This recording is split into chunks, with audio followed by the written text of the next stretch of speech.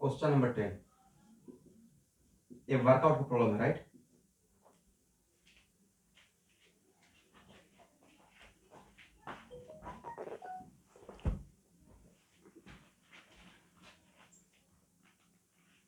आपका वाला फोन में फोटो खींच के देते।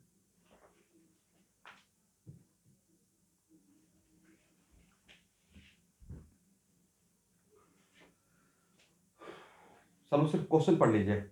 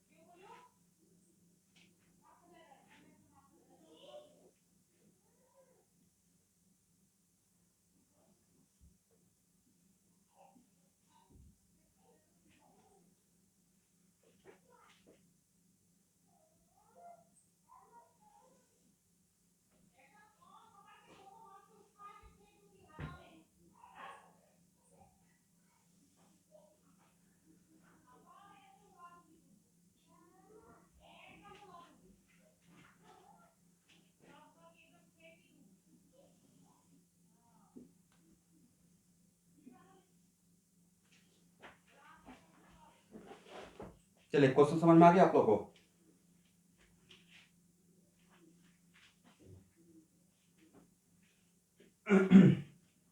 Yes sir. ऐसा कुछ रहा होगा, कोई दीवार रहा होगा, नहीं? राइट। ये है मेरा पॉइंट ऑफ सस्पेंशन। स्टूडेंट, आज हम लोग इलेक्ट्रोस्टैटिक में कूलम्ब लॉ पे कुछ प्रॉब्लम करने जा रहे हैं। तो ये अच्छी प्रॉब्लम का एक मैं वर्कआउट का प्रॉब्लम लिया हूँ।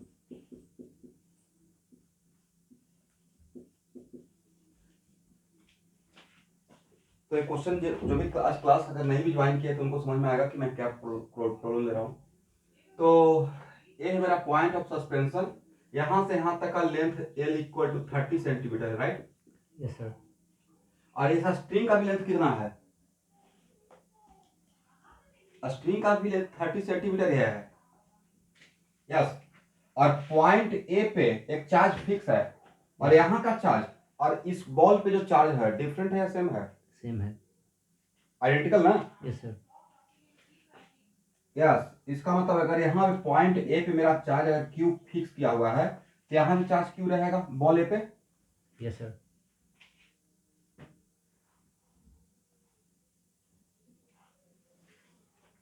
चलिए, ये हो गया O A B. O A B कैसा triangle? Right angle. Not right, isosceles.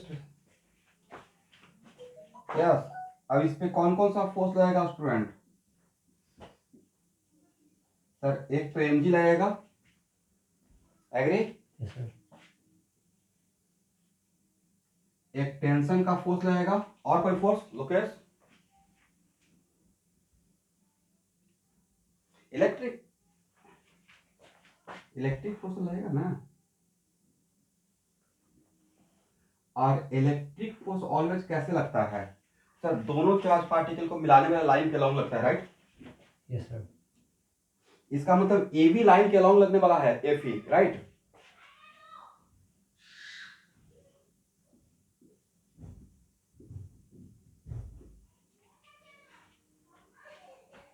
चलिए, और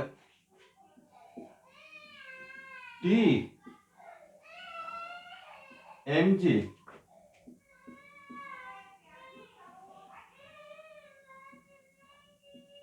इन तीनों का सम क्या होगा? 0। 0। तो इसके बाद तो फिर सिर्फ क्वेश्चन को सॉल्व करना है, यस सर। और आपको निकालना है टेन जो भी रहेगा थीटा का वैल्यू निकालना है। कौन सा थीटा का? वर्टिकल का। इस थीटा का। चलिए, ये एंगल कितना होगा? तो सर, ए थीटा है और ए आइसोसेलेस ट्रायंगल है, राइट। इसका मतलब इन दोनों का सम 180 माइनस थीटा रहेगा दोनों एंगल का। यस और सर। ए एंगल और ए एंगल डिफरेंट एंगल रहेगा या सेम एंगल रहेगा? Same angle. आइसोसेलेस ट्रायंगल का तो इसका हाफ कितना होगा 90 minus theta by 2। Yes sir. क्या इस एंगल को एंगल ए बी ओ को हम लोग 90 माइनस थीटा बाई 2 बोल सकते हैं? जिसको डाउट है वो पूछ लीजिए। Yes sir. एग्री?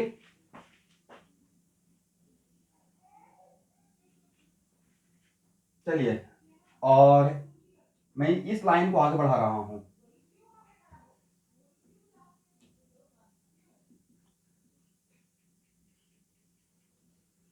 तो एक पूरे लाइन का एंगल कितना होता है 180,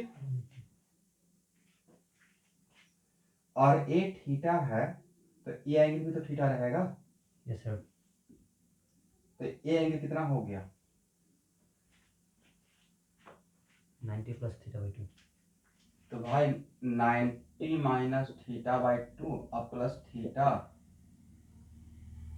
अब प्लस इस एंगल को अगर अल्फा बोल देते हैं प्लस अल्फा इक्वल टू 180। यहां से अल्फा का वैल्यू निकाल लेंगे, कितना हो जाएगा बोलिए?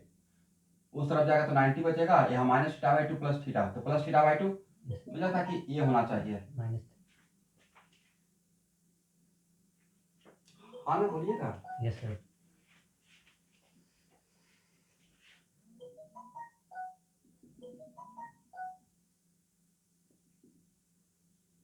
ये एंगल थीटा थे, ये भी angle theta, alternate angle. Yes sir.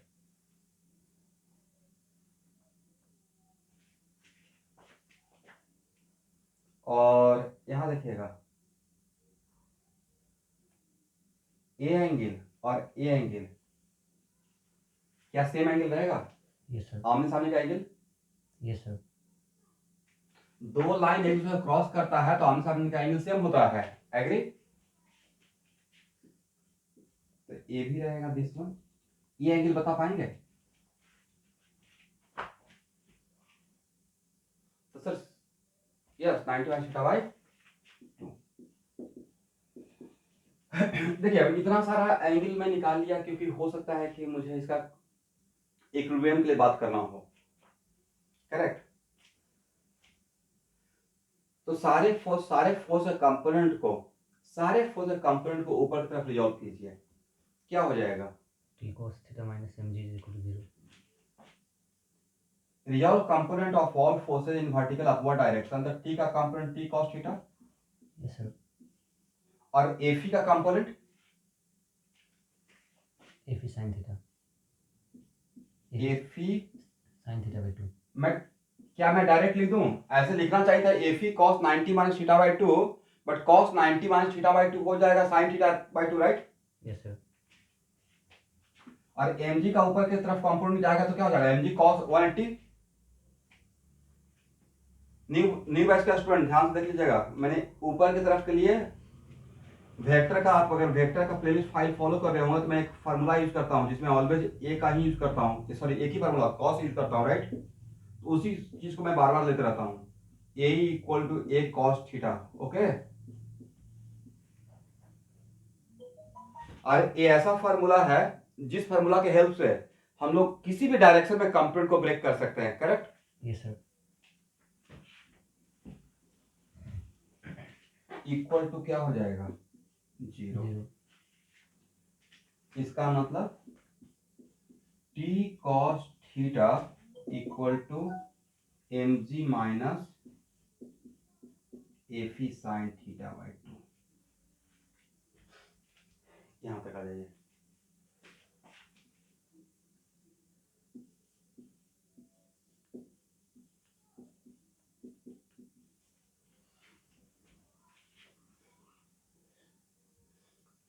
चलिए और क्या कर सकते हैं?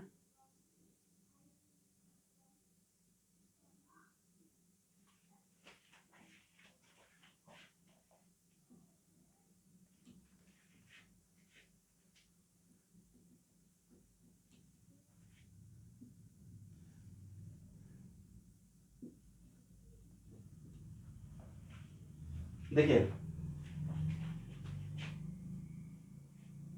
एक मैंने ऐसा लाइन हॉरिजॉन्टल लाइन ड्रॉ किया जानबूझकर, और एक मिनट यहाँ देखिएगा, इस हॉरिजॉन्टल लाइन में ये एंगल कितना होगा? अगर इस पॉइंट, अगर मैंने पॉइंट बी से इस ओ ए पर परपेंडिकुलर ड्रॉ करूंगा तो ये एंगल कितना बन जाएगा? 90 माइनस थीटा।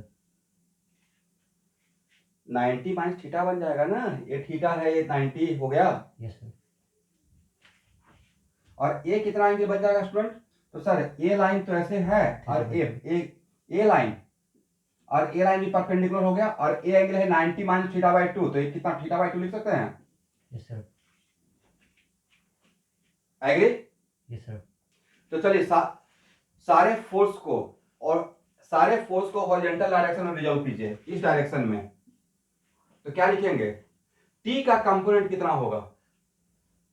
तो सर टी का कंपोनेंट हो जाएगा ये एंगल टी साइन थीटा। यहां से यहां तक आएंगे 90 प्लस थीटा, और cos 90 प्लस थीटा कितना होता है? Minus sine theta, right? तो क्या टी का कंपोनेंट, मैं इस हॉरिजॉन्टल राइटवर्ड डायरेक्शन में कंपोनेंट ब्रेक कर रहे हैं, तो क्या minus T sine theta direct लिख सकते हैं? Yes sir.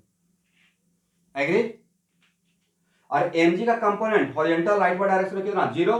Yes sir. और fe का component F E cos theta by 2। fe cos theta by 2। cos theta by 2 equal to 0। यहां तक किसी को प्रॉब्लम? No sir. इसका मतलब हो गया T sine theta equal to fe cos theta by 2। जल्दी से यहां तक आए।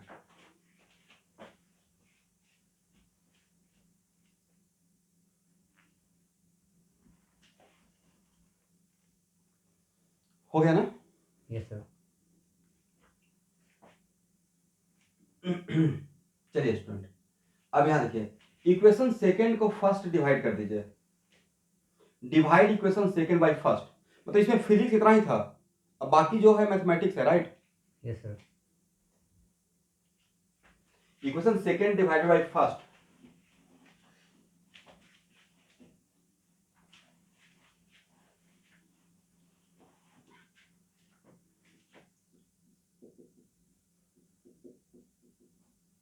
तो क्या हम लोग लिख सकते हैं? tan थीटा इक्वल टू कितना?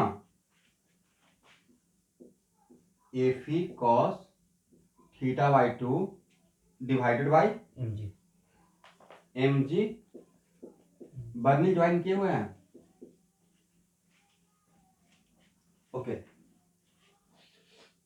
tan theta equal to fe cos theta by 2 divide by mg minus fe sin theta by 2, right? Yes sir.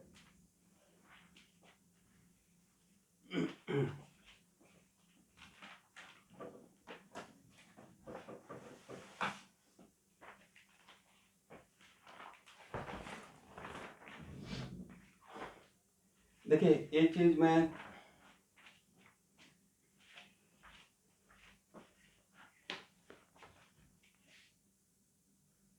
देख पा रहे हैं, यहाँ पे सब्जेक्ट है, सबमिशन, टॉपिक और सब्जेक्ट। तब तक आपने जितना भी असाइनमेंट सबमिट किया है, तो जो सबमिट किए हुए रहेंगे उनका सबमिटेड 2 कॉलम बना हुआ है, नॉट सबमिटेड। तो इसमें एक प्रॉपर टॉपिक लिखकर आपके पेरेंट्स के ग्रुप में और आपके ग्रुप में सबमिट कर दिया जाएगा, ठीक है? और एक काम प्रॉपर मैं करने वाला हूँ एक एक स्टूडेंट का। और वो जो रीड अनसीन था ना, वो मैं समझ गया था, रीड क्या था? रीड रिसिप्ट ऑफ किया हुआ था, इसलिए न। यस, तो कल मुझे रोशन हेल्प किया कि यहाँ से शायद होगा। हाँ नहीं, एक्चुअली पहले भी हम ऐसा नहीं काम करेंगे ना कि आप लोग से काम करवा रहे हैं, मैं उसमें सिंसियर नहीं हूँ। सेंटर ऑफ मास का, ओके ठीक है, अभी भेज दूंगा। एक्चुअली हम लोग को अभी संभालने का मौका नहीं दिया जा रहा है ना, आज लॉकडाउन तो कल लॉकडाउन, समथिंग लाइक। फिर बहुत सारा काम को डिसिप्लिन सिस्टमेटिक करने के लिए काम को और भी थोड़ा बढ़ा लिए हैं। एनीवे, तो यहाँ तक आ गया। Yes sir. इसको हटाएं। Yes sir.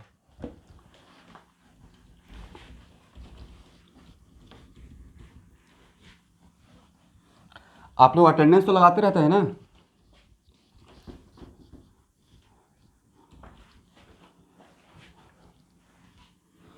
चलिए एफी का वैल्यू क्या होगा बताइए।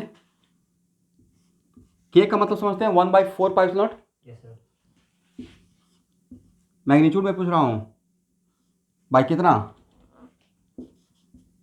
ए बी का होल स्क्वायर लिख सकते हैं। Yes sir. What is the value of A B?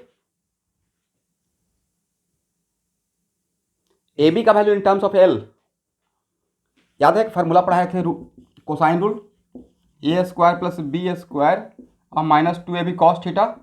Yes sir. किसी भी ट्राइंगल का दो साइड दिया हुआ उसके बीच का एंगल दिया हुआ तो थर्ड साइड निकाल सकते हैं इस फार्मूला से।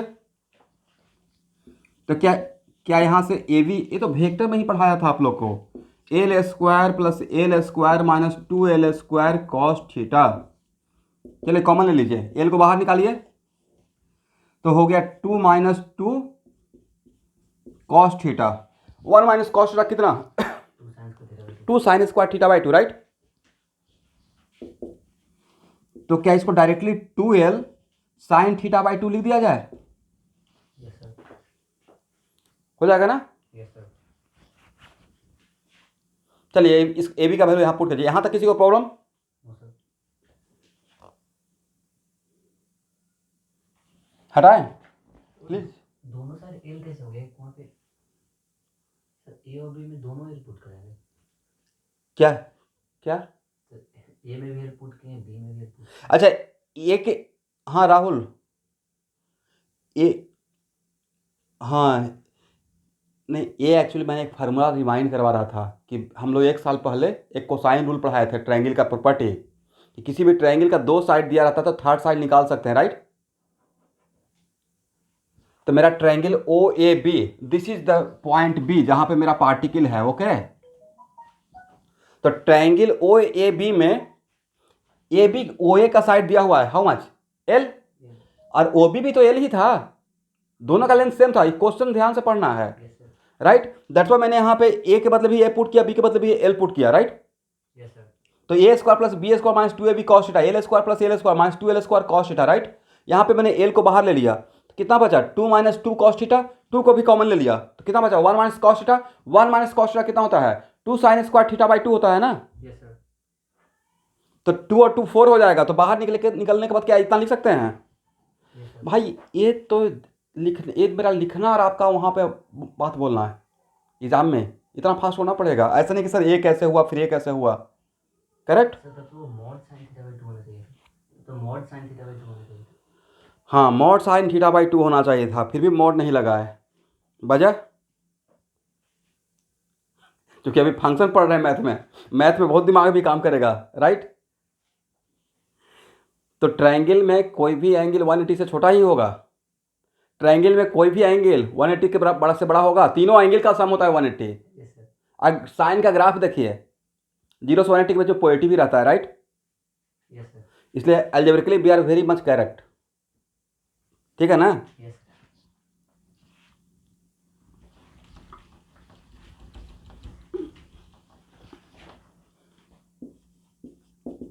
के क्यू स्क्वायर बाय, डायरेक्ट यहाँ पे ए बी का वैल्यू पुट करके स्क्वायर कर दे रहा हूँ, 4l² sign square theta by 2। Charge का अमाउंट दिया हुआ है, यस सर। ओके। अब इस एफ ई का वैल्यू यहाँ पुट कर दें,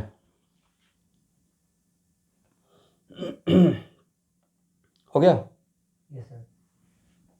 इसको हटाएं तो tan थीटा इक्वल टू के Q square by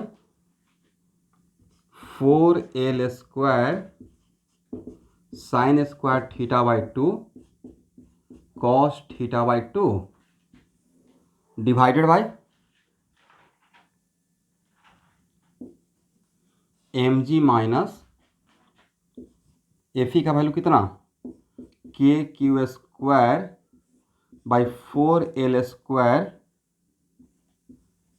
sine square theta by 2। Theta by 2 and sign theta by 2, right. Yes sir. चलिए यहाँ तक आइए।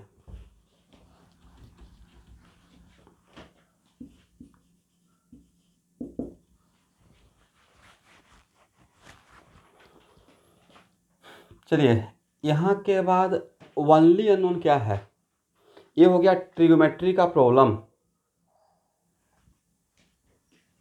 करेक्ट। Yes sir. और आप चाहेंगे तो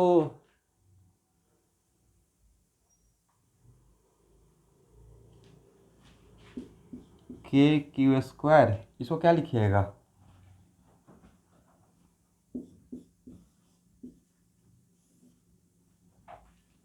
इसको थोड़ा शॉर्ट करने के लिए साइन थीटा बाई 2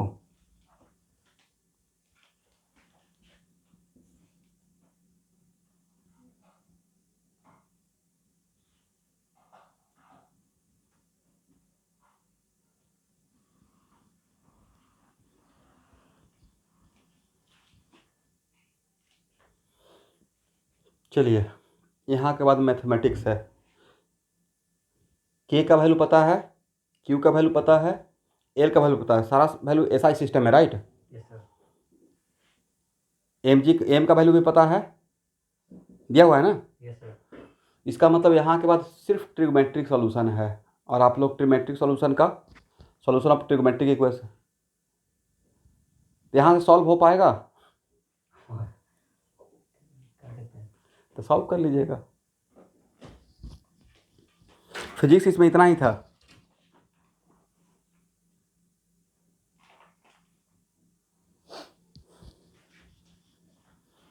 या मैं हेल्प करूँ आपको सॉल्व करने में। देखिए, इसका न्यूमेरिकल वैल्यू निकाल लीजिएगा, ठीक है। इसका भी न्यूमेरिकल वैल्यू और इसका भी न्यूमेरिकल वैल्यू, तो ज़्यादा ही आसान हो जाएगा आपके लिए। और टैन थीटा के लिए मैं बता रहा हूँ क्या करना है। टैन थीटा को sign theta by cos theta के फॉर्म में लाइएगा। यहाँ देखना है, एक काम कीजिए, इस पूरे को और भी आसान बनाने के लिए इस पूरे को K1 मान लीजिए, इस सर्कल को। Yes sir. इसको क्या मान लीजिए, K2, थोड़ा आसान दिखेगा, बाद में वैल्यू पुट कर लेंगे, राइट। अगर मैं रहता तो इस तरीके से सॉल्व करने की कोशिश करता था। यहाँ पे sign theta by cos theta, तो साइन थीटा बाई कॉस्ट, इसमें यही खास, इसलिए मैं प्रॉब्लम लिया था, इसमें कैलकुलेशन ही इसका खासियत था। इस सर्किल को बाद में इसका भले तो मेरे पास है ना न्यूमेरिकल। Yes sir. ऑनलाइन वाले बच्चे थोड़ा हाँ ना बोलिएगा, तभी तो कॉन्फिडेंस आएगा कि आप समझ। K1 cos theta by 2 sine square theta by 2 divided by K2 minus K1, एक तो कैंसिल हो जाएगा ना यहाँ से। Yes sir.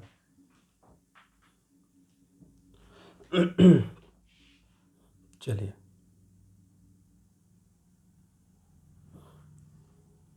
अब क्रॉस मल्टीप्लाई कर लीजिए। अब चाहेंगे तो सबको साइन के टर्म में ला सकते हैं।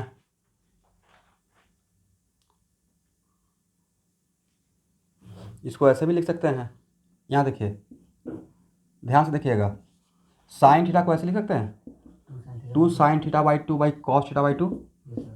कैलकुलेशन में हिम्मत नहीं हारना है, थोड़ा अगर हिम्मत दिखाइएगा तो आगे चलकर बहुत आसान हो जाएगा।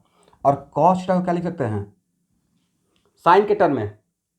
कॉस को तो ऐसे भी लिख सकते हैं, cos 2 cos square theta by 2 minus 1, या 1 minus 2 sine square theta by 2। देखिए, उससे फायदा मेरे लिए क्या हुआ, ये वाला टर्म कैंसिल हो गया, एग्री। अब जो भी बचा हुआ साइन के टर्म में बचा हुआ है, नहीं। Yes sir.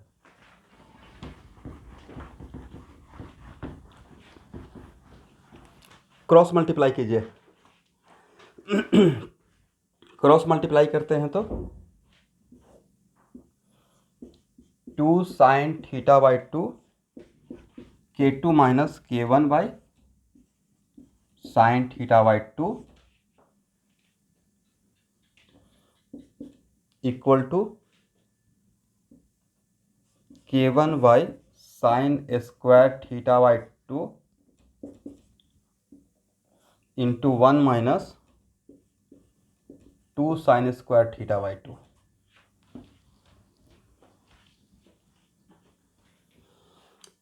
अब इसका साइन थीटा बाई 2 ले लीजिए एलसीएम, तो 2 sine theta by 2 K2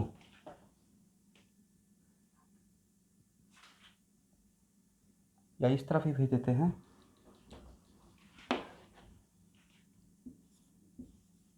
to sine Q theta by 2 K2 minus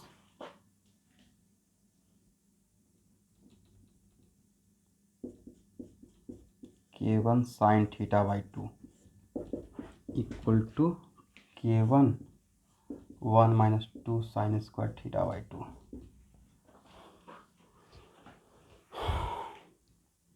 कहीं पे कुछ छूट तो नहीं रहा है?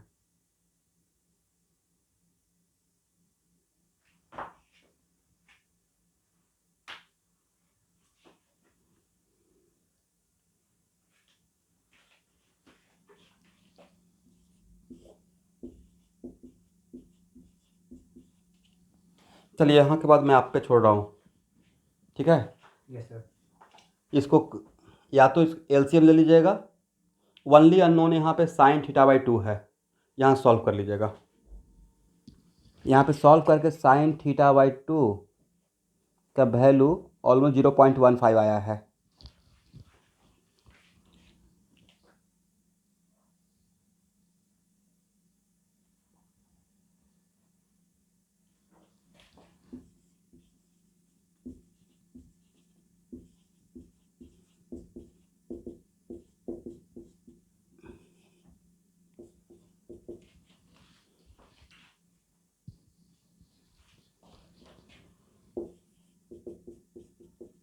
ये प्रॉब्लम इस टाइप का आएगा नहीं आप लोग को, बट एक्चुअली इस प्रॉब्लम से बस सीख रहे हैं कि हाँ सॉल्व कैसे करेंगे और एंगल कैसे निकालेंगे। जैसे यहाँ पे आइसोसेलेस ट्रायंगल बन रहा था, तो कैसे कैसे एंगल निकाल कर कैसे हम लोग इक्विलिब्रियम का क्वेश्चन देखेंगे। Okay, yes sir. चलिए। हाँ,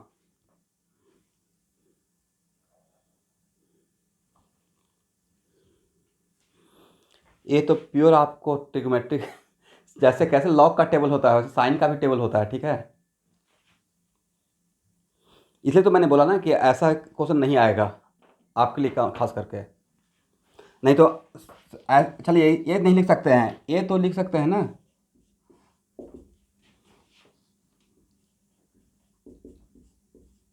शुभांकर। तो theta equal to 2 sine inverse 0.5 तो लिख सकते हैं। और साइन और एक बार गूगल में सर्च करके साइन इनवर्स 0.15 वैल्यू वहाँ से पता चल जाएगा, ठीक है?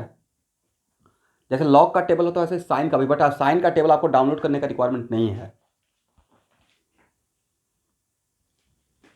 ये तो मुझे भी याद नहीं रहेगा कि इसका कितना वैल्यू होता है। हम लोग को जो भी वैल्यू रहता है स्टैंडर्ड वैल्यू याद रहता है, राइट?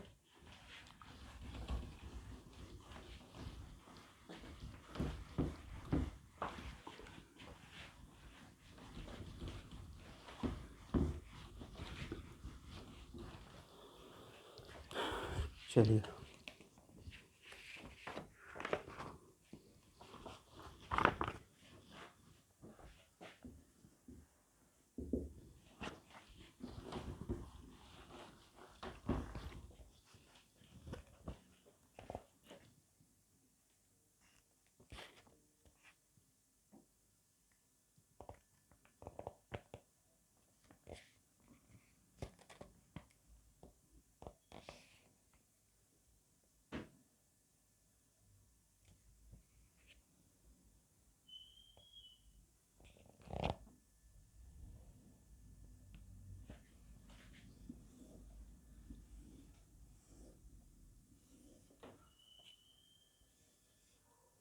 यहाँ देखिए, एक मिनट एक मिनट।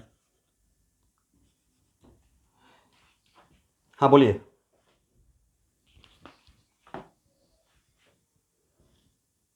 ठीक, बस ये क्वेश्चन को देख लिख लीजिएगा, स्क्रीनशॉट ले लीजिए क्वेश्चन लिखकर। यहाँ देखिए, क्यू नोन है, क्या नोन है? और कैपिटल क्यू अननोन है। ओके,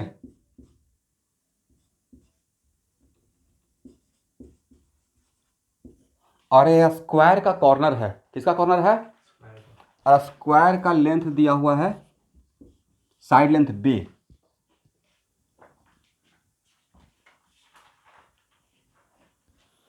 लिखिए,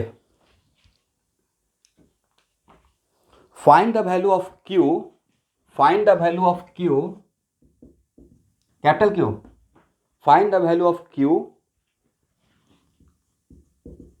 find the value of Q. देखिए तो बोर्ड नजर आ रहा है student, so that net force on any one of the a small q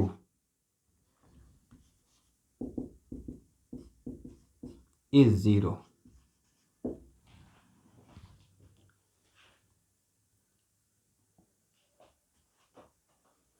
मतलब कैपिटल क्यू का वैल्यू क्या होना चाहिए? दैट्स भाई इन दोनों में से किसी भी स्मॉल क्यू पे नेट फोर्स क्या हो? 0 हो।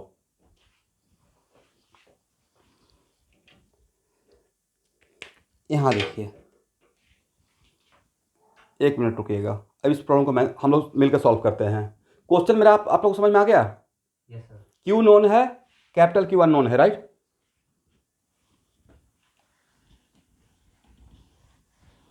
अब देखिए स्टूडेंट, यहां पे दो केस हो सकता है, या तो स्मॉल क्यू और capital Q like charge particle रहेगा या अनलाइक चार्ज पार्टिकल रहेगा, यही रहेगा ना? Yes sir. पहले फर्स्ट केस ले लेते हैं, both are like charge particle.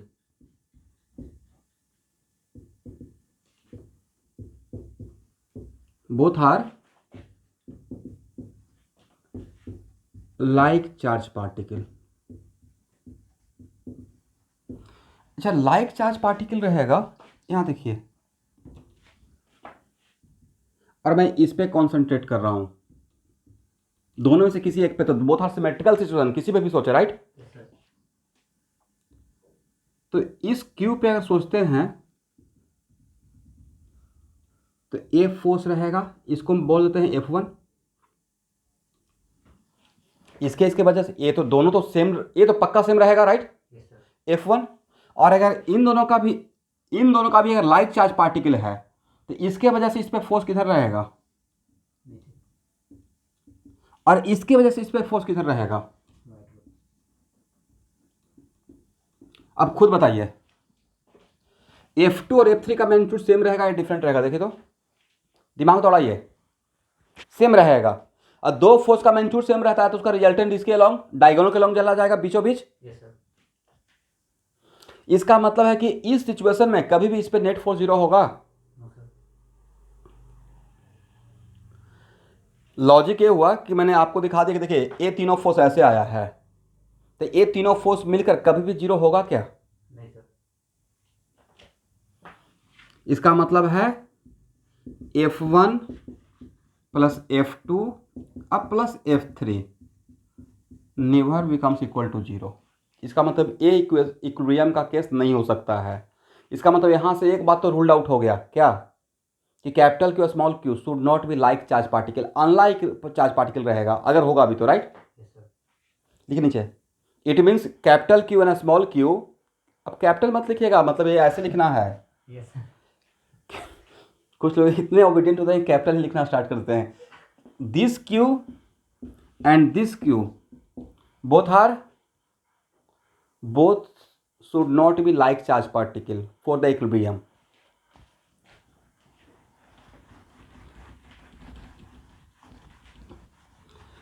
अच्छा, अभी जो नया एसओपी आया है उसके अकॉर्डिंग क्या आप लोग का स्कूल ऑफ हो गया या चल रहा है क्लास?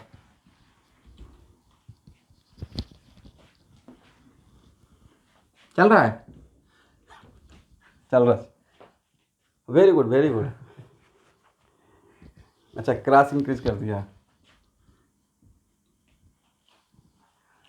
ओके चलिए कोई बात नहीं है, मुझे इतना ही जानना था। केस सेकंड,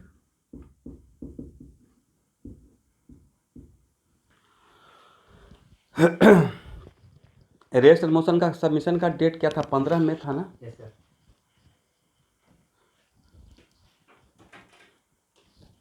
मतलब आप लोग भूल गए थे या याद था? याद है सर।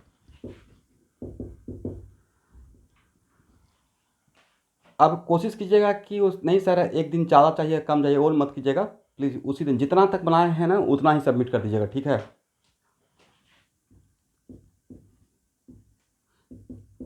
अब कि कैपिटल क्यू है ना small Q, each and every topic का एकदम बिल्कुल मुझे चाहिए, ये मैं आपके लिए ही काम करवा रहा हूँ। बहुत फ्रूटफुल तैयारी हो जाएगा, मतलब अल्टीमेट हो जाएगा। शायद इतना सिस्टमेटिक मैं खुद के लिए करता तो मेरा विद इन 500 रैंक ले आता, जितना मैं आपसे काम करवाने की कोशिश कर रहा हूँ, अगर ऑनेस्टली करेंगे तो। अब ऐसा काम कॉपी पेस्ट मत कीजिए कि आपने नहीं बनाया, सबमिशन करना है तो दूसरों से मांग रहे हैं, तो वो आपके लिए बहुत डेंजर हो जाएगा। जितना भी बनाते हैं आप अपना खुद का मेहनत दिखाइए।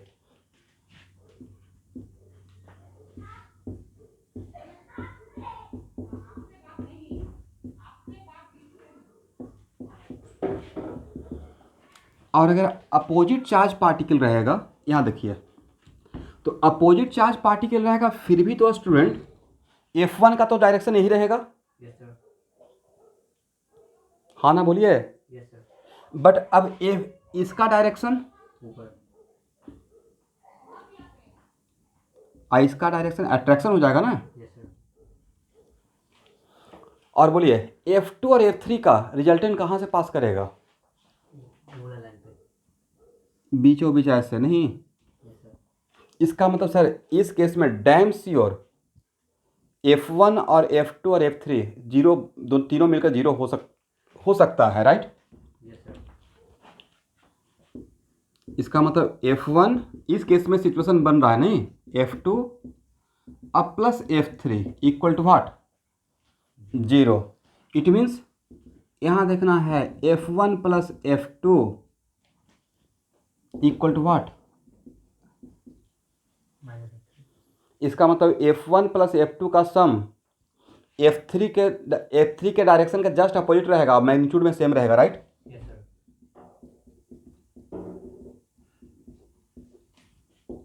अरे जस्ट अपोजिट हो भी रहा है।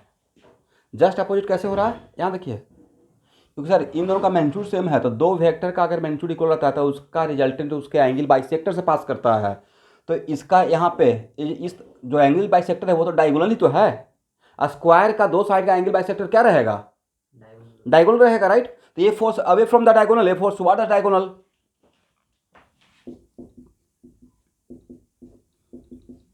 बोलिए इन दोनों का मैग्नीट्यूड कितना होगा स्टूडेंट?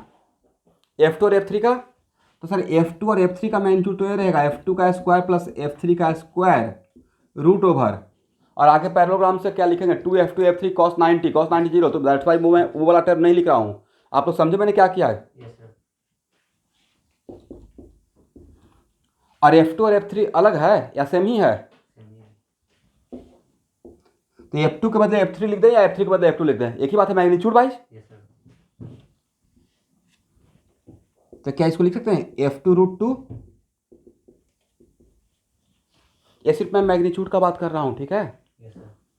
यहाँ तक आइए।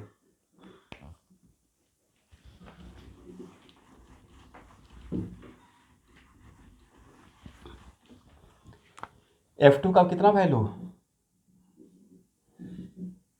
Sir? Q by B square, देखो सही है? Yes sir. नहीं सही है, ठीक है? मैग्नीट्यूड लिख रहे थे root 2 equal to Q square by कितना? यहाँ से यहाँ तक का डिस्टेंस बी रूट 2, उसका स्क्वायर करेंगे बी स्क्वायर रूट 2, ठीक है? Yes sir. तो 2b इसको 2b स्क्वायर, बी स्क्वायर से बी स्क्वायर कैंसिल, के से के कैंसिल, राइट?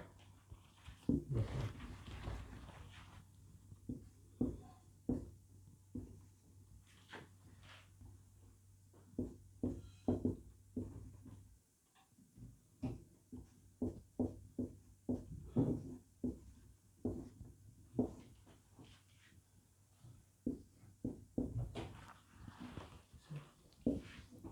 इसका मतलब ये वैल्यू कितना रहेगा? Q/2√2 देखिए तो सही, यहाँ तक कोई प्रॉब्लम? No sir. सर वो वाला स्टेप में कोई डाउट है। हाँ, सर इसके बाद ये वाला स्टेप कैसे आ गया सर? आपने तो रिजल्टेंट किया F1 F2 का, फिर से F2 square plus F3 square कैसे आ गया? मैंने ए किया F1 F2 plus F3 equal to what? 0 तो F1 प्लस F2 के लिए क्या लिखा? Minus F3। -F3। अब दूसरा मॉडुलस ले लिया। मॉडुलस लेने का मतलब क्या? मैग्नीट्यूड। तो मॉडुलस लेते ही ए प्लस बी का मैग्नीट्यूड कितना होता है? यही तो होता है पैरेललोग्राम में, A square plus B square plus 2ab cos theta, yes sir. Right. तो F1 प्लस F2 का जब हम लोग मॉडुलस लिए, इसका मतलब मैग्नीट्यूड निकाल रहे हैं। तो F1 और F2 का पैरेललोग्राम लॉ से फार्मूला क्या रहेगा? F1 का स्क्वायर प्लस F2 का स्क्वायर। ओह सॉरी, ओफो, मैं सोच सही रहा था। Sorry sorry sorry sorry, F2 sorry, actually लिखना यह था, यहाँ पे मैंने सही लिखा है, लेकिन आप लोग समझ गए थे तो बोलना चाहिए था ना कि सर आप यहाँ ये इस स्टेप में मिस्टेक हो गया है।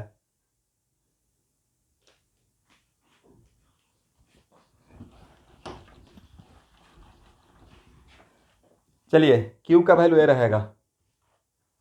Yes sir.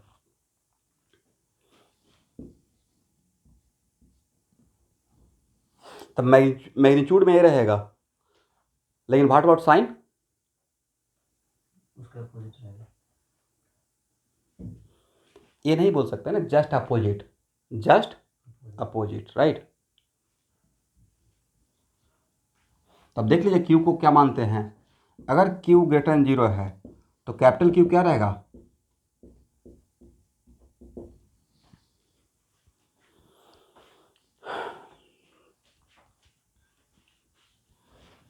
इसका मतलब है कि साइन वाइज ये रहेगा।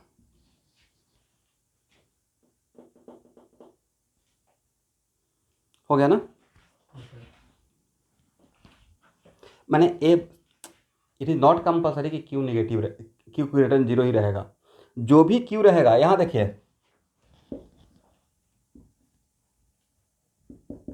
इसका मतलब दो चार्ज पार्टिकल के बीच में रिलेशन ये है,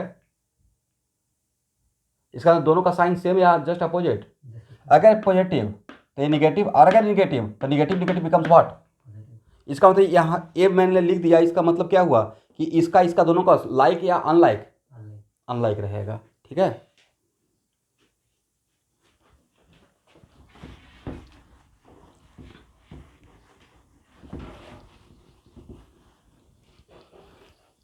चलिए स्टूडेंट,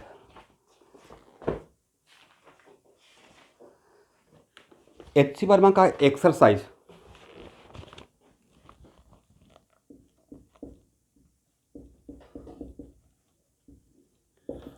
एक्सरसाइज का पेज नंबर 121 क्वेश्चन नंबर 6। चलो पढ़िए। देखिए, तो इस टाइप का प्रॉब्लम हम लोग सॉल्व किए हैं, तो अभी बनाइए, सब लोग ट्राई कीजिए। कौन सबसे फास्ट बनाते हैं, ट्राई कीजिएगा।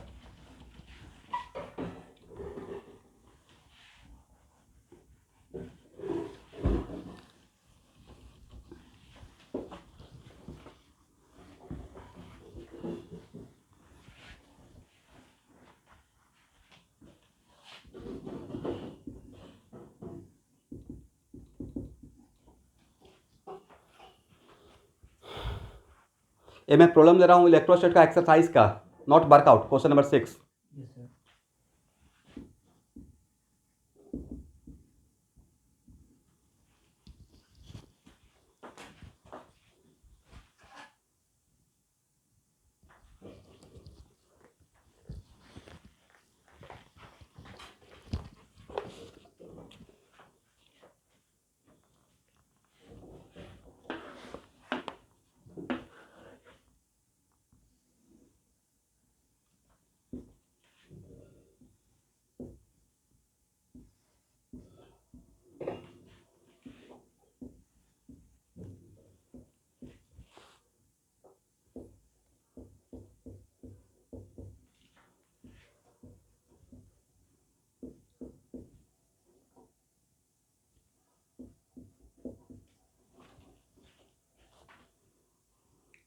Where should a third charge be place such that it experience no net force due to these charges?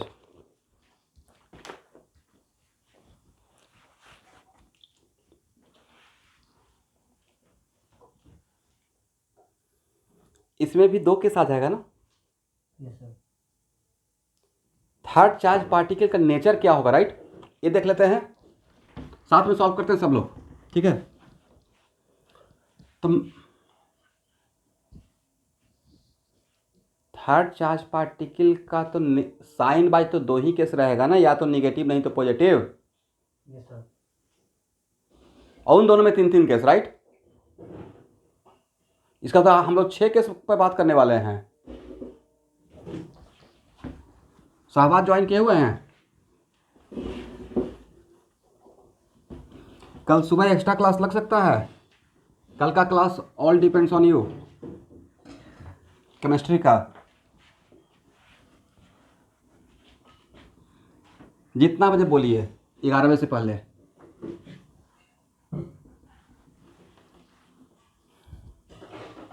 Eight 30 से 8:30 to 10:30।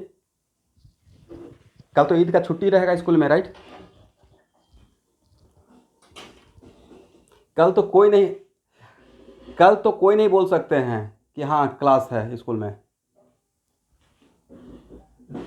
ठीक है, ठीक है। तो कल हम लोग हाइपर कंजूशन का एक बड़ा क्लास रखते हैं। क्या करें, डीके सिन सॉल्व करें या हाइपर क्लास रखें? जो बोलिएगा।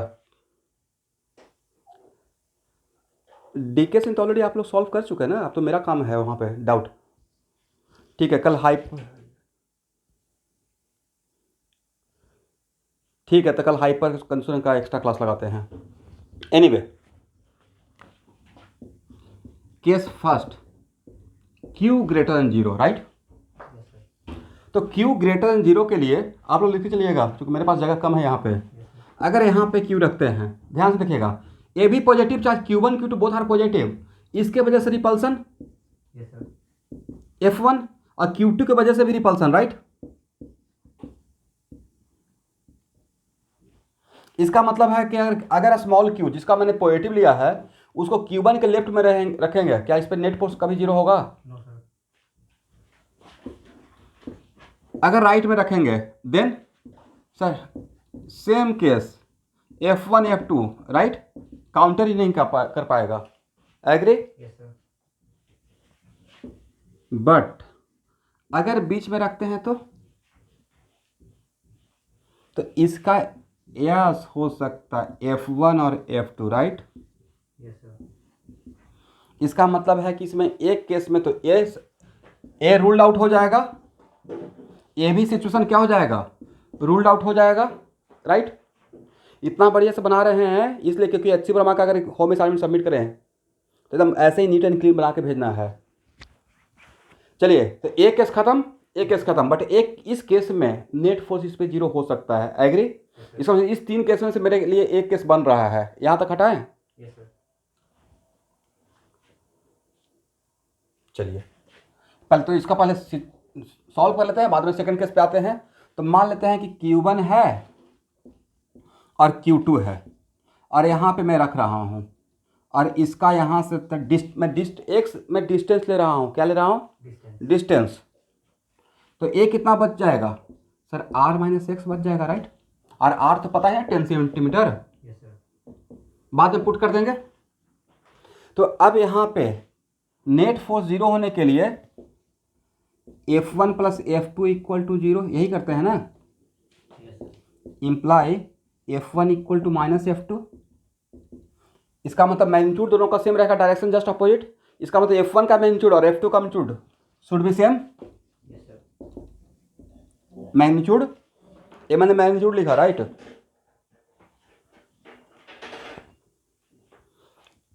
यहां तक आए, हो गया? Yes sir.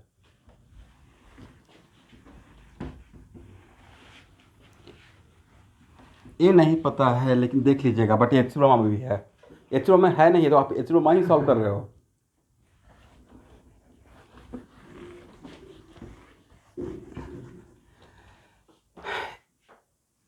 इलेक्ट्रोस्टेट यहाँ से क्लास 12th का तैयारी शुरू होने वाला है, ठीक है। इसे बहुत सिस्टमेटिक मुझे आप लोग से बहुत सारा काम करवाना पड़ेगा, and we have sufficient time. इतना हम लोग पास टाइम है कि सीबीएसई में आराम से 90% प्लस मार्क्स ला सकते हैं और पहला बार में एग्ज़ाम निकाल सकते हैं। बस एक साल अपने आप को भूल जाइए। यहाँ देखिए तो ये लिख सकते हैं Q1 Q by X square equal to K Q2 Q by R minus X का whole square. Yes sir. K से K cancel, right. Small Q से स्मॉल क्यू भी तो कैंसिल हो जाएगा। Yes sir. हो गया ना यहाँ तक? Yes sir. इसका मतलब है कि R minus X by R minus X का whole square equal to Q1 by Q2, ठीक है। ऐसे भी इसका मॉडल लेने का रिक्वायरमेंट नहीं था, both are positive, right. Model से यहाँ पे हटा भी सकते हैं। तो X by R minus X equal to what, root over Q1 का वैल्यू कितना 2 इंटू 10 टू पावर -6 और Q2 का वैल्यू 1 इंटू 10 टू पावर -6। 10 -6 खत्म हो जाएगा। तो X by R minus X, ये तो पता है ना पॉजिटिव ही है, equal to root 2, then X equal to R root 2 minus X root 2। Agree? तो एक्स के लिए यहाँ पर 1 plus root 2 equal to R root 2, then X equal to how much, R root 2 divide by 1 plus root 2, correct.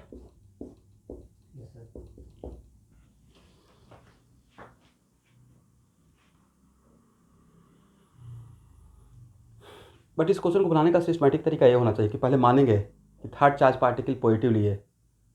कहीं पर problem? No sir. अभी इसका numerical value calculate करके यहाँ पे आर का 10 सेंटीमीटर और न्यूमेरिकल वैल्यू कैलकुलेट करने के बाद देखिए तो आंसर आता है।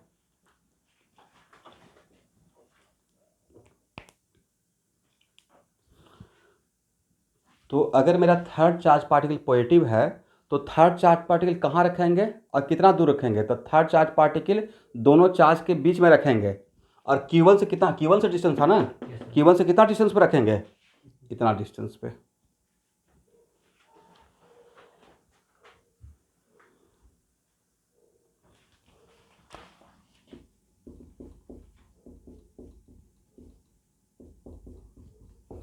देखिए तो मैंने सही लिखा।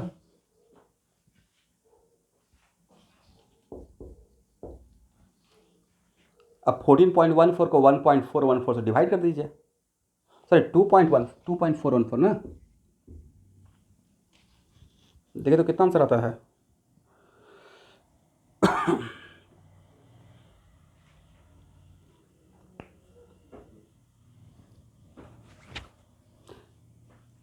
कैलकुलेशन आप लोग कर लेंगे? Yes sir.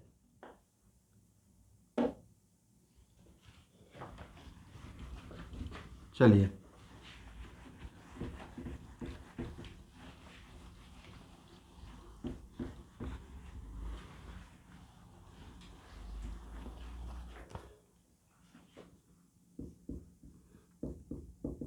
केस सेकंड लेकर देखते हैं, ठीक है।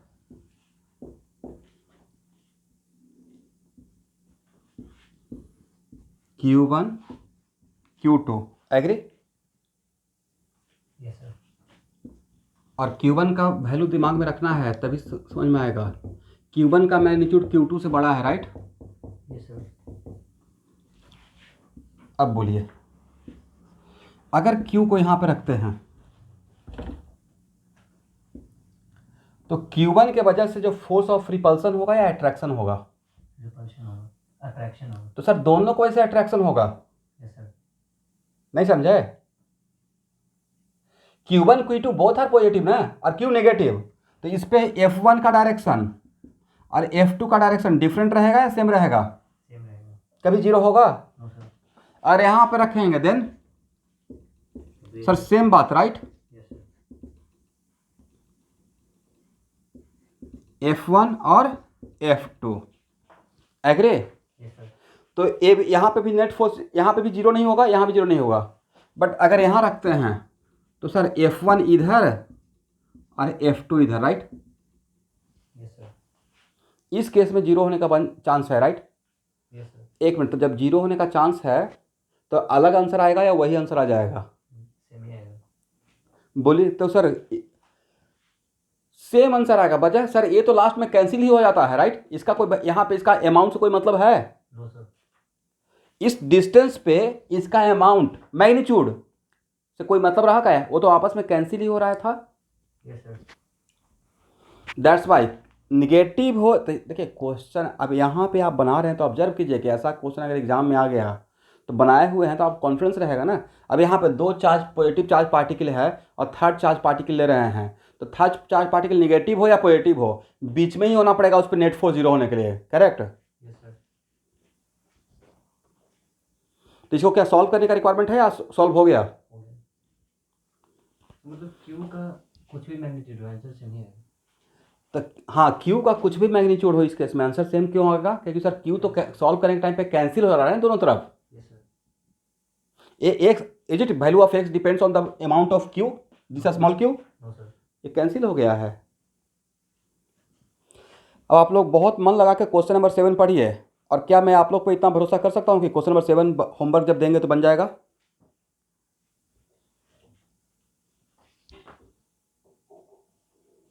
Yes sir. हाँ ना, कुछ नहीं बोलते हैं। Yes sir. चलिए,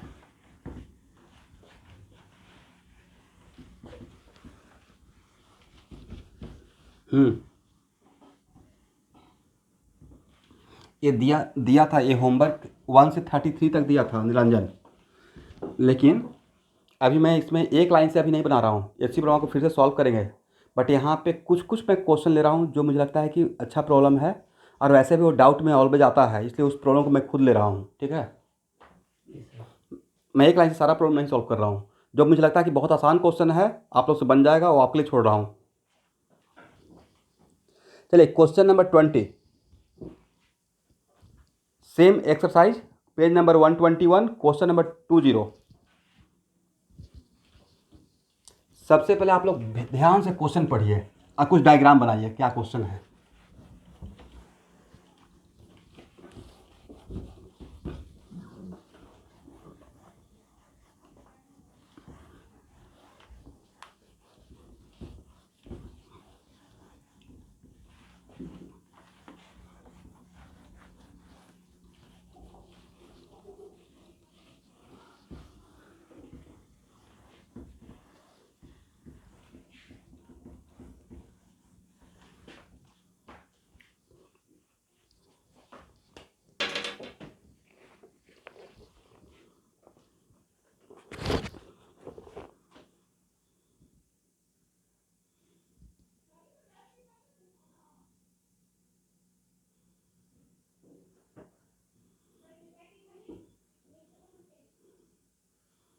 क्या बोले? एक मिनट, आप लोग एचसी वर्मा का माइंडसेट को नहीं पकड़ पा रहे हैं। पहला चार्ज पार्टिकल था 1 का क्यू, दूसरा चार्ज था 2 का क्यू, राइट। तीसरा चार्ज पार्टिकल था 3 का क्यू, तब तो 27 हुआ, यस और सर। लास्ट में एंड सो ऑन। अब वो थोड़े एग्जाम में आपके बताएंगे, देखिए ये पैटर्न से मैं चार्ज को ले रहा हूँ, और इसमें मैं कुछ मॉडिफाई किया नहीं, ये ओरिजिनल क्वेश्चन है एचसी वर्मा का।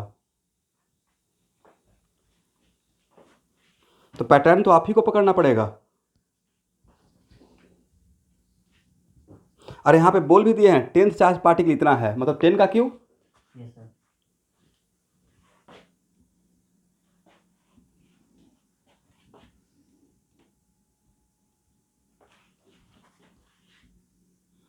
पहला चार्ज पार्टिकल कहाँ पर रखा हुआ है? 10 सेंटीमीटर।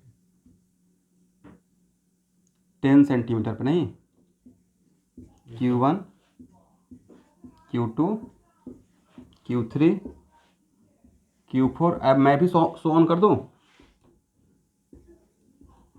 Q10।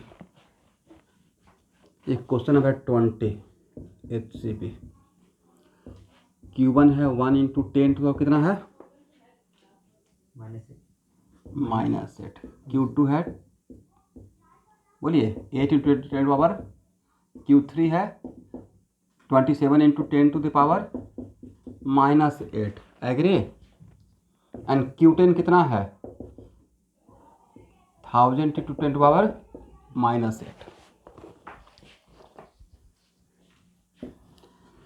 और किस पे फोर्स निकालना है,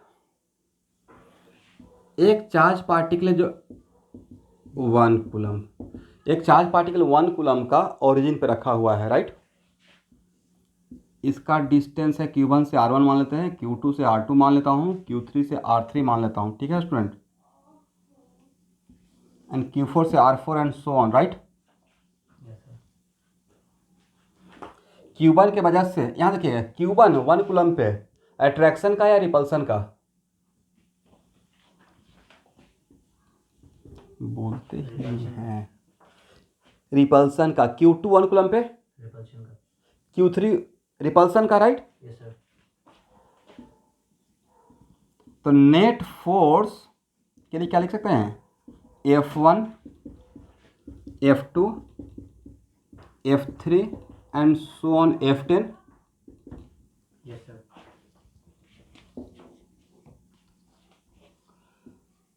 ये नेट फोर्स किस पे निकाल रहे हैं 1 कूलम पे, F1 नीलांजन, देखिए तो ऐसे लिख सकते हैं according to my coordinate system yes sir. along negative X axis, right. F2 minus I लिख सकते हैं यस सर। किसी फोर्स को लिखने के लिए, किसी वेक्टर को लिखने के लिए उसका मैग्नीट्यूड, और अगर यूनिट वेक्टर पता है पहले से तो पता है F2। न्यू बैच के स्टूडेंट सब लोग समझ रहे हैं मैं क्वेश्चन क्या सॉल्व कर रहा हूं,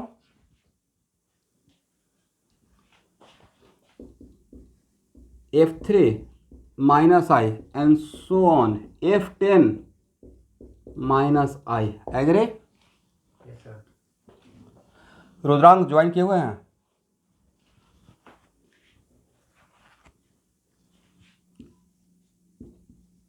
नेट फोर्स माइनस आई को कॉमन ले लीजिए, right. F1 F2 F3 F10 minus आई। अब अगर इसका मॉडुलस लेते हैं तो यही बचेगा ना, यस सर। माइनस आई का तो मैग्नीट्यूड 1 हो जाएगा, राइट। यहां तक आइए,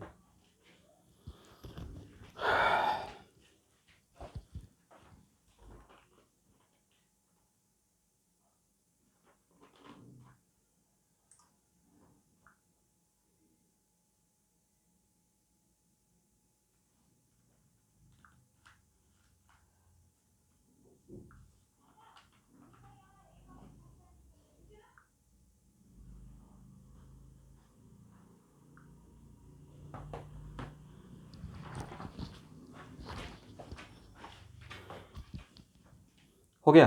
यस सर।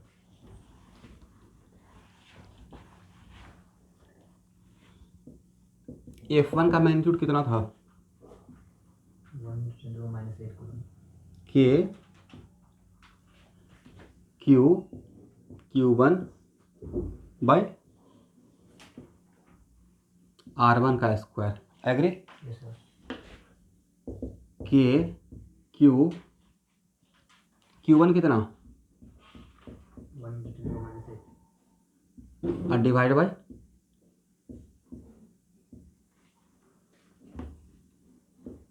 सेंटीमीटर में है ना, इसको मीटर में कन्वर्ट करते हैं, कितना हो जाएगा 0.1।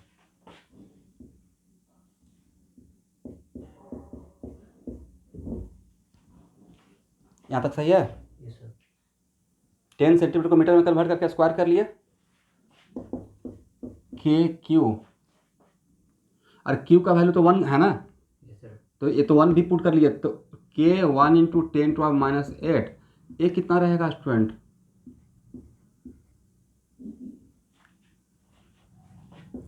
10⁻⁻4, राइट। Yes sir. F2 का वैल्यू कितना हो जाएगा सर, के, और इसका वैल्यू कितना पुट करेंगे 8 ना, यस सर। -8 और डिवाइडेड बाई नीचे कितना रहेगा 20 into 10 to the power 6 20 into 10 to the power, -2. तो 20 का स्क्वायर 400। Yes sir. चलिए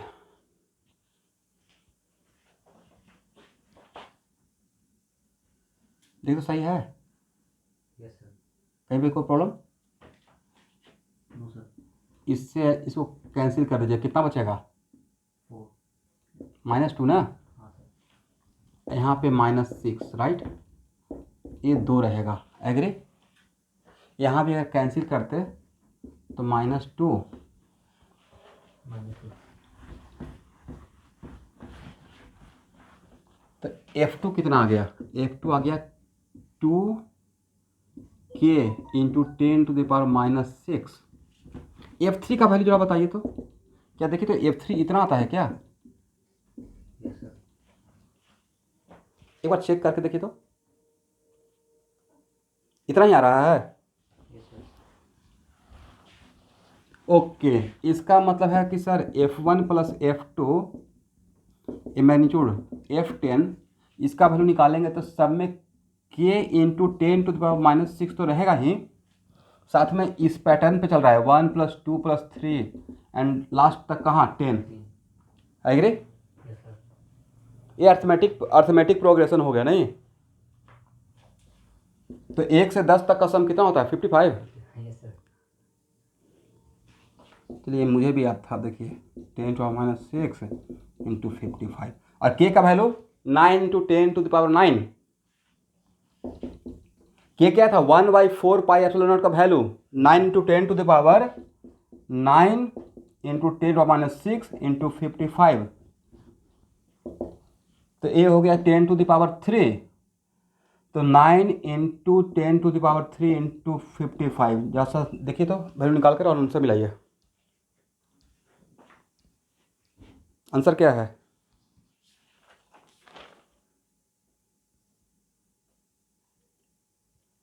तो एक ही बात है ना,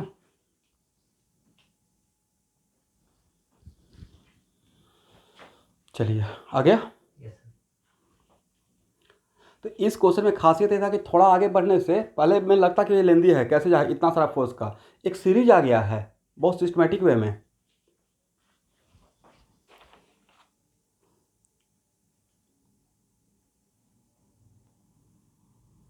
चलिए question number 21,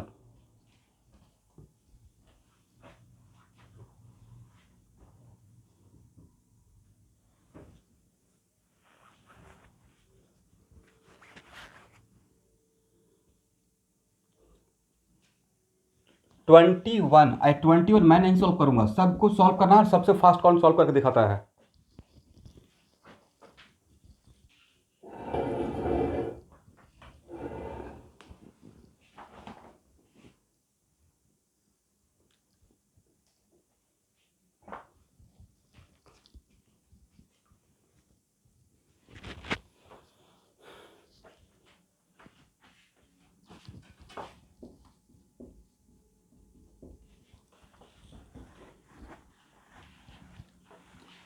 Bandita Singh join किए हुए हैं,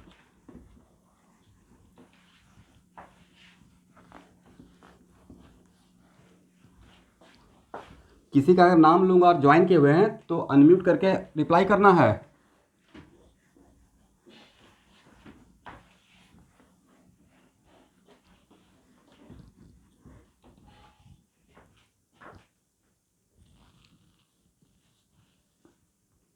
बंदिता सिंह,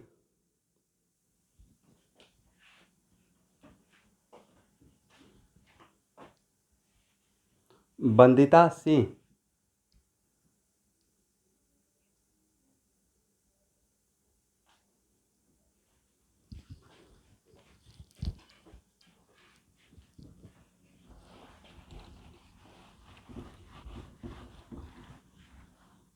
आंसर आ गया।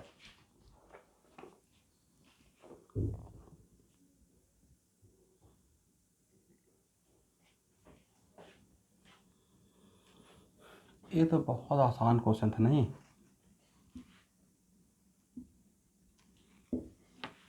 किसी एक का फ्री बॉडी डायग्राम बना देना था नहीं, यस सर। इसमें कौन सा फोर्स, रिपल्सन, अरे तो रेस्ट में है, रेस्ट में रहेगा ना, यस सर। इसको काउंटर कौन करेगा, टेंशन। टेंशन। तो T equal to F E का magnitude, agree, K Q square by R square. Answer आ गया है, कितना आंसर है, मेरा 36 × 10⁻⁷ मेरा निकला। -6। Yes sir. चलिए very good very good. Question number 22 बनाइए।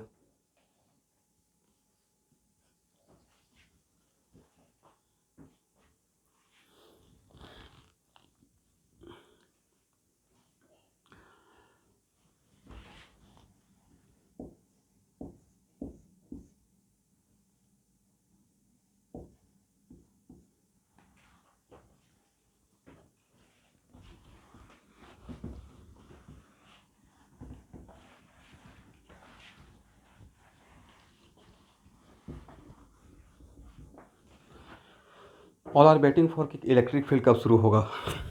मैं लेट नहीं हूँ। अब देखिए सिबर इतना प्रॉब्लम दिए हैं कूलम्स लॉ पे, क्या कर सकता हूँ। अभी तक कहीं पे इलेक्ट्रिक फील्ड का बात किए हैं, नहीं कर रहे हैं। तो हम लोग भी आराम से अभी कूलम्स लॉ का प्रॉब्लम पहले बना लेते हैं। एक ही थ्योरी पढ़ाया हूँ, कूलम्स लॉ का फार्मूला, राइट।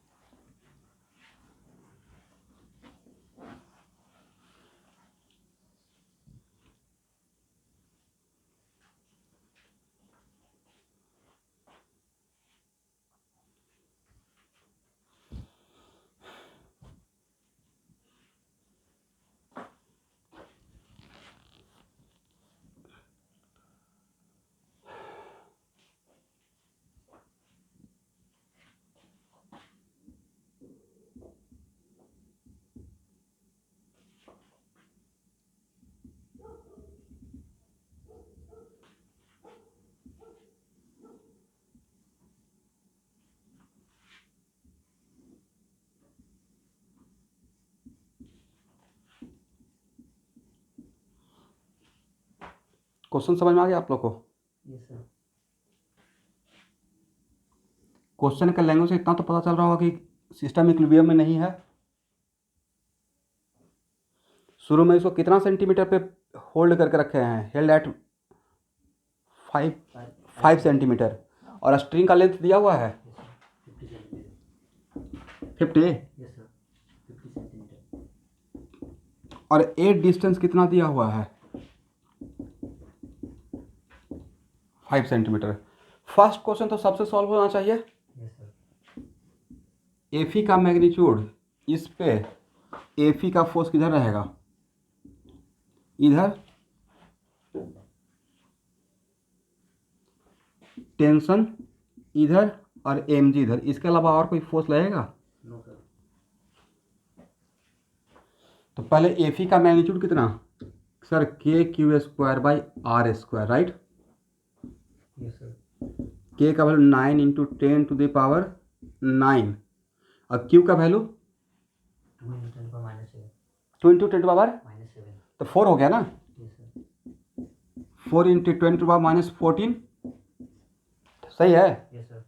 और डिवाइड बाई आर स्क्वायर कितना है 5 इंटू 10⁻2।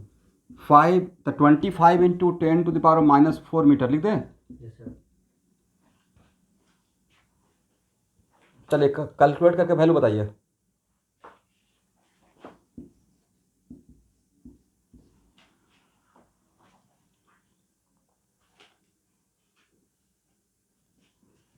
आंसर देखिए तो क्या है,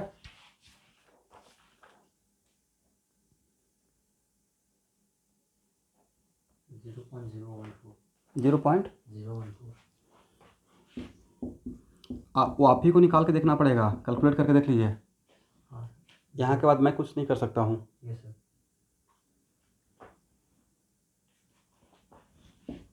ए 22 का ए था, नाउ 22 का बी। ए में तो कुछ खास ही नहीं था। आपको क्या लग रहा है ये 3 स्टार एक लिए लगाए थे? नहीं 3 स्टार एक लिए नहीं लगाए थे। Question number B, the component of resultant force on it along and perpendicular to the string, along and perpendicular to the string।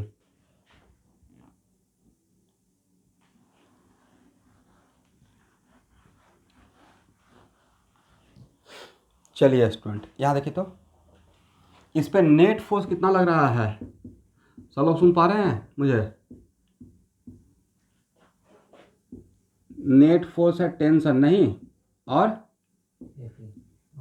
F E और एम जी, और ए एंगल, इस एंगल को अल्फा मानते हैं, तो ये एंगल भी तो अल्फा हो जाएगा। Yes sir. और क्या हम लोग साइन अल्फा निकाल सकते हैं? Yes sir. साइन अल्फा या कॉस अल्फा जो भी निकालना रहेगा, साइन अल्फा। या even tan alpha. Yes sir. तो sir tan alpha equal to r/2,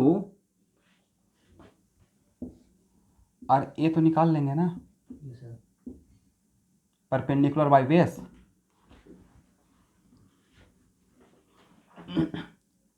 हाँ ना, कुछ बोलते हैं, ये निकल पाएगा एंगल? Yes sir. मैं अल्फा को नोन मानूं?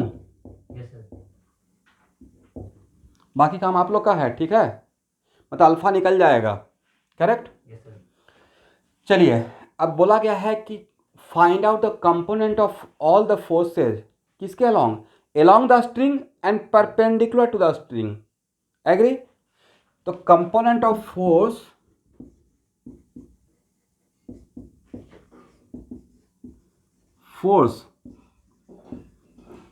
along द स्ट्रिंग, तो बोलिए टी का कंपोनेंट, मतलब इस डायरेक्शन में सारे फोर्स का कंपोनेंट, टी का component along the string toward the center, along the string towards the point of suspension, T। Yes sir. और mg का कंपोनेंट कितना? तो सर ये तो अल्फा मान ली, तो ये हो गया 90 माइनस अल्फा, तो ये हो जाएगा 180 माइनस अल्फा। Yes sir. क्या लिख दे direct, minus M G cos alpha. Yes sir. और एफ का कंपोनेंट कितना? तो सर ये अल्फा है 90, तो 90 प्लस अल्फा, तो cos 90 plus alpha minus alpha minus sine alpha. Yes sir. ये सारा यहाँ देखिएगा, ये कौन सा फोर्स है? These are the component of forces along the string. Yes sir. अब इसमें टी का मैग्नीट्यूड आपको पता है, एम जी तो पता है, और एफ का मैग्नीट्यूड पता है, अल्फा ही पता है, बट टी का मैग्नीट्यूड तो आपको नहीं पता है। तो बिना टी निकाले हुए आप कैलकुलेट करेंगे, और आपको मुझे ये वैल्यू चाहिए, right? Yes sir. These are the component, एक कौन सा कंपोनेंट है? along the string। These are the component along the string, right? Yes sir. Online student यहाँ के बाद बहुत बढ़िया लगने वाला है, बोले ये समझ गए? Yes sir. Question number B में 2 चीज़ पूछा गया था, sum of component of all the forces along the string perpendicular to the string and along the string. ये है along the string. अब इसमें हडल कहाँ पे आ रहा है सर? टेंशन का वैल्यू नहीं पता है, टेंशन का वैल्यू पता रहता था निकाल लेते, राइट? Yes sir. बट यहाँ पे इसी दिन के लिए सर्कुलर मोशन आपको हेल्प करेगा। एक लाइन ये आपको ये पता है कंपोनेंट ऑफ, अच्छा यहाँ से रिलीज करेंगे, यहाँ देखिए यहाँ से रिलीज करेंगे तो इसका मोशन है, it is kind of circular motion, इस सर्कुलर ट्रैक पे चलेगा, yes sir. Right? Yes sir. और सर्कुलर मोशन में component of all forces toward the centre equal to mass into acceleration toward the centre. Yes sir. इसका मतलब इन सब के value सब लोग समझ पा रहे हैं मैंने क्या बोला? इसका मोशन अगर इसको रिलीज करते हैं, अभी होल्ड करके पकड़ के रखे थे, हेल्ड यहाँ पे ऐसे इसको दोनों को पकड़ के रखे हैं, जैसे ही रिलीज करेंगे तो जस्ट आफ्टर रिलीज क्वेश्चन में पूछा गया है, जस्ट आफ्टर, यही है ना क्वेश्चन का condition, yes sir. Just after release, right? इसका मतलब जैसे ही रिलीज करते हैं तो उस टाइम पे ये बात तो बोल सकते हैं ना component of all the forces toward the centre, क्योंकि इसका मोशन सर्कुलर मोशन के जैसा हो जाएगा, तो component of all the forces toward the centre equal to mass into acceleration toward the centre. लेकिन जस्ट आफ्टर रिलीज स्पीड क्या रहेगा? जीरो। तो जैसे ही ये लिख दिए component of all forces toward the centre, तो इसका वैल्यू तो इसके बराबर रहना पड़ेगा ना। Yes sir. लेकिन जस्ट आफ्टर रिलीज भी का value zero. Starting from rest, starting from, rest. तो ये वैल्यू जीरो है, तो ये वैल्यू जीरो हो गया, इसका मतलब इन तीनों का सम जीरो के बराबर होना पड़ेगा, राइट? सर वो तो फोर्स थोड़ी ना सेंटर के अलाउंग है, वो तीनों फोर्स सर, वो आप जो तीनों फोर्स लिखे वो तो सेंटर के अलाउंग थोड़ी ना है मैंने सेंटर के लॉन्ग ही रिजॉल्व किया। सर। सेंटर यहाँ पे ये है पॉइंट ऑफ सस्पेंशन, जब रिलीज करेंगे तो ये इस सर्कुलर ट्रैक में जाएगा, एक सर्कुलर आर्क में रहेगा जिसका रेडियस कितना रहेगा? L, yes sir. राइट? तो इसका मोशन, इस मोशन क्या रहेगा? Circular motion. Kind of circular motion. तो सर्कुलर मोशन रहेगा तो सर्कुलर मोशन जैसा बात कर सकते हैं, राइट? Yes sir. और इन तीनों का sum component of all the forces toward the centre equal to mass into acceleration toward the centre, और एक्सेलरेशन टुवर्ड द सेंटर क्या पढ़ाया हूँ? ओमेगा स्क्वायर आर नहीं तो V square by R. Yes sir. यहाँ पे आर का काम कौन करेगा? जिस सर्कल का मैं बात कर रहा हूँ उसका रेडियस कितना? एल। एल है, right? But just after release भी क्या है? जीरो। यही इस क्वेश्चन का खासियत था। कुछ लोग रहते हैं इसमें यहाँ पे न्यूमेरिकल वैल्यू कैलकुलेट करते रहते हैं, बट कितना भी कैलकुलेट कीजिएगा और टेंशन निकाल भी लेंगे और यहाँ पुट कीजिएगा तो इसका तीनों का सम जीरो ही होगा जस्ट आफ्टर रिलीज, क्योंकि जस्ट आफ्टर रिलीज भी का वैल्यू क्या था? जीरो था। तो answer should be zero along the string. देख लीजिए आंसर, समझे इस क्वेश्चन का खास, एक क्वेश्चन क्यों दिया गया था? Yes sir. इसका मतलब इन तीनों का न्यूमेरिकल वैल्यू यहाँ पे पुट करके देखने का रिक्वायरमेंट है क्या, नो सर। या यहाँ से पता चल गया?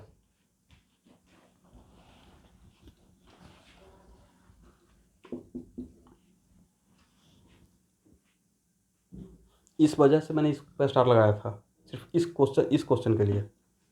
ठीक है स्टूडेंट? Yes sir. चलिए,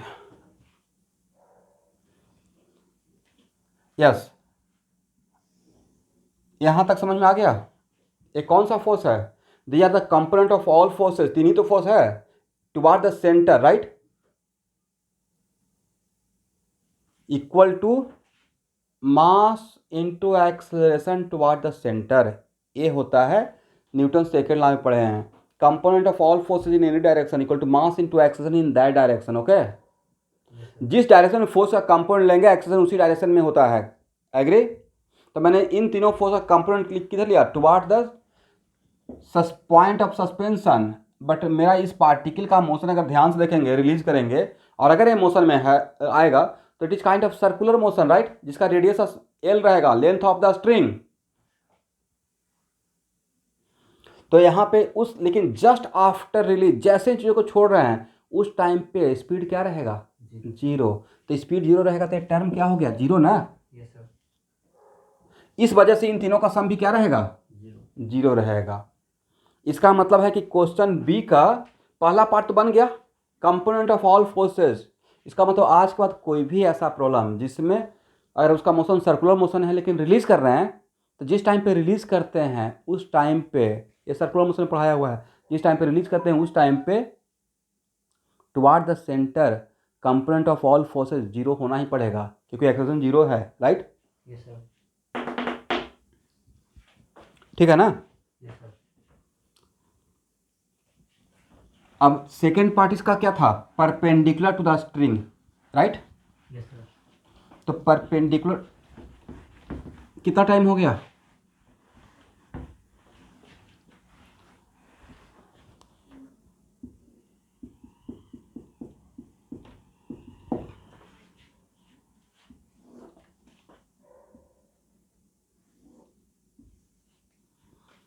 तो परपेंडिकुलर टू द स्ट्रिंग मतलब ए ना।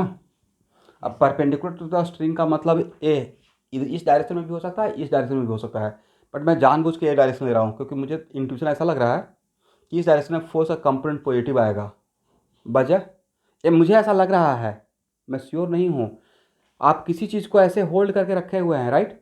छोड़ रहे हैं, ये एक दूसरे से दूर भी जा सकता है, पास भी आ सकता है, डिपेंडिंग अपॉन सिचुएशन, मुझे नहीं पता है, राइट? Yes sir. कौन ये मैंने कोई फोर्स नहीं दिखाया, मुझे एक इसका डायरेक्शन लिया perpendicular, right student? Yes sir. कौन कौन सा फोर्स? M G. और कौन सा फोर्स? अब देखिए इससे फायदा क्या हो जाएगा, ध्यान से देखिएगा। इसमें आगे के क्वेश्चन में it is very important to note that आगे क्वेश्चन में टेंशन भी निकालना है। Yes sir. है? Yes sir. नेक्स्ट पार्ट में। और फर्स्ट पार्ट में यही आया ना है, देखिए तो यही था यस सर। जो अभी मैंने सॉल्व किया। R equal to what? Zero. Zero. तो क्या यहाँ से टेंशन का वैल्यू नहीं पता चल जाएगा?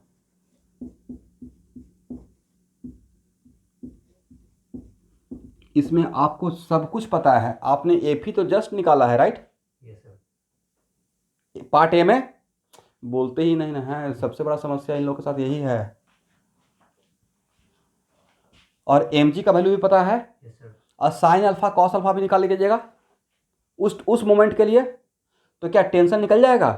Yes sir. हो जाएगा ना? Yes sir. बट इसका हम लोग यूज किए हैं इक्वल टू जीरो, कहाँ से? M V square by R, जहाँ पे भी जीरो था, राइट?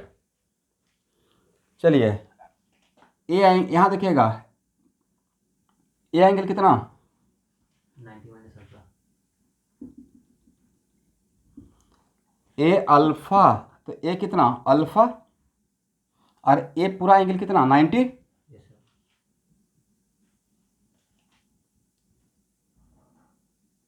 ए कितना होगा? ओके, ए एंगल, बोलिए बोलिए। ए अल्फा है तो ए भी तो अल्फा है, right? Oh sorry sorry sorry sorry sorry sorry sorry, ये अल्फा रहेगा, तो ए कितना हो जाएगा? 90 माइनस अल्फा। क्योंकि ए जो लाइन लिया हूँ इस लाइन पे परपेंडिकुलर है, ए लाइन कौन सा लाइन है? इस लाइन का स्ट्रिंग वाले लाइन पे परपेंडिकुलर, राइट? तो ए अल्फा, तो ए 90 माइनस अल्फा, यस सर। तो आमने सामने का एंगल भी तो सेम रहेगा, 90 माइनस अल्फा, तो ए कितना रहेगा? Alpha, right? Yes sir. और ये रहेगा 90। एम हम लोग को कंपोनेंट ब्रेक करने में काम आएगा। चलिए अब सारे फोर्स को perpendicular to the string, resolve component of all forces perpendicular to the string along this direction, okay? Yes sir. तो एम जी का कंपोनेंट कितना होगा? टेंशन का कंपोनेंट कितना? परपेंडिकुलर टू द स्ट्रिंग, तो सर पहले ही तो बोला गया परपेंडिकुलर, तो जीरो। Yes sir. टेंशन का कंपोनेंट परपेंडिकुलर डायरेक्शन में कितना होगा भाई? किसी वेक्टर का उसके परपेंडिकुलर डायरेक्शन में जीरो होता है, राइट? Yes sir. आप लोग को भूख लग गया है क्या? एम जी का component M G cos 90 minus alpha, और एफी का कंपोनेंट, तो सर एफी तो ये था ना, राइट। तो इसका कंपोनेंट ए 90 माइनस अल्फा, ए अल्फा, तो यहाँ से यहाँ तक तो हो गया 90, और ए कितना एंगल है 90 माइनस अल्फा, तो कितना हो जाएगा 180 माइनस अल्फा, राइट। तो F E cos 180 minus alpha minus F E cos alpha. Yes sir. चलिए, तो ये हो गया एम जी साइन अल्फा अब minus F E cos alpha equal to what, mass into, अब यहाँ देखिएगा, एक मिनट रुक जाइए, अब इसमें each and everything are known, right. Yes sir. और हम लोग कंपोनेंट किधर ब्रेक किए हैं, इधर या उधर। अब अभी आपको पता नहीं है, अब अगर ए वैल्यू, ए है component of all for the perpendicular to the string, A value अगर पॉजिटिव, अगर जीरो हो गया तो सर जीरो हो गया, इसका मतलब रिलीज करने के बाद भी जहाँ पे है वहीं पे रहेगा, नहीं पता है हम लोग को। Yes sir. अगर ए वैल्यू जीरो हो गया, इसका मतलब चीज़ों को होल्ड करके रखे हुए थे, छोड़ दिए, ना उधर जा रहा है ना इधर आ रहा है, राइट। अगर ए वैल्यू पॉजिटिव हो गया, इसका मतलब ये नीचे आएगा, इस तरफ आएगा, राइट। और अगर निगेटिव हो गया, इसका मतलब ए वैल्यू कम ए वैल्यू ज़्यादा, तब किधर जाएगा, इधर जाएगा। यस, इसका मतलब कहने का सेंस ये हुआ कि ए वैल्यू पहले आप निकाल लीजिए, और एक घर पर करिए, मैं बात कर रहा हूँ, निकालने के बाद देखना है, अगर पॉजिटिव आ गया, इसका मतलब एक्सेशन किधर रहेगा, रिलीज करने के बाद इधर आएगा, राइट। निगेटिव आया, इसका मतलब पार्टिकल किधर जाएगा, इस डायरेक्शन, फिर एक्सेशन हो जाएगा। और जीरो हो गया मतलब जहाँ पे है वहीं पे रह जाएगा, एग्री।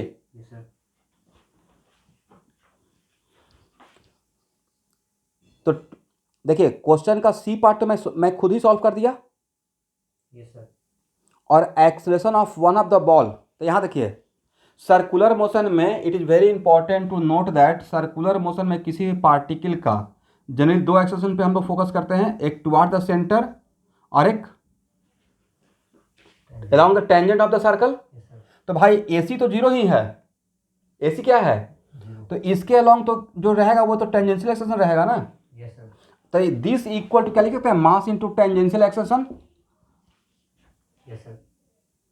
अब यहाँ पे मैंने जिस डायरेक्शन, मैंने इस डायरेक्शन का एटी का बात किया है, अगर ए वैल्यू, एक मिनट, ए वैल्यू अगर जो मैंने सोचा उसके अकॉर्डिंग ए वैल्यू एटी अगर पॉजिटिव मतलब एक्सेशन अलोंग दिस डायरेक्शन, अगर निगेटिव मतलब एक्सेशन ऊपर की तरफ जाएगा, ठीक है।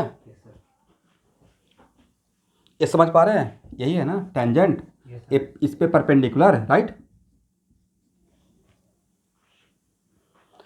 तो एक्सेलेरेशन निकालना था लास्ट पार्ट में, तो एक्सेलेरेशन सिर्फ किसके वजह से मिलेगा, स्ट्रिंग के पैरेलल के वजह से या परपेंडिकुलर की वजह से। पैरेलल तो जो पहले ही जीरो हो गया, राइट। Yes sir. और सी पार्ट में टेंशन के लिए मैंने कहाँ से निकालना है, टेंशन तो यहाँ से निकाल जाएगा। Yes sir. तो क्या क्वेश्चन नंबर 22 का सारा पार्ट सिस्टमेटिक वे में सॉल्व कर लीजिएगा। अब ए तो मैंने सॉल्व कर दिया, बी का अलोंग द स्ट्रिंग सॉल्व कर दिया, परपेंडिकुलर टू द स्ट्रिंग का पहले वैल्यू निकालिए और उसको किससे डिवाइड कर देना है, मास से डिवाइड कीजिएगा, तो एक्सेशन मिल जाएगा, करेक्ट। चलिए, तो आज का क्वेश्चन कहाँ तक, 22 तक। अभी एक दो क्लास इसी का मैं सॉल्व करूँगा, ठीक है। इसमें जो भी मुझे 33 तक जो मुझे अच्छा लगता है मुझे सॉल्व करना चाहिए, शायद यहाँ से मैं एक लाइन से सारा क्वेश्चन सॉल्व करूँगा। तो आप लोग बस एक काम कीजिए, हाथों हाथे बहुत बढ़िया काम हो जाएगा आपके लिए। एक्सरसाइज का क्वेश्चन नंबर 1 से लेकर 19 तक आप बस ट्राई करके सॉल्व कर लीजिए। तो 1 से 19 तक आप सॉल्व कर लिए, और 20 से लेकर 33 तक 19 20 ये सब नहीं जानते हैं। क्वेश्चन नंबर 1 से लेकर 19 तक आप सॉल्व कर लें और बढ़िया से नीट एंड क्लीन। और 21 से मैं ही सॉल्व कर रहा हूँ एक लाइन से, तो 21 से 33, इसका तो 50% तो एचसीएफ में ऐसे साथ में सॉल्व हो जाएगा, करेक्ट। ठीक, चलिए आज के लिए इतना ही।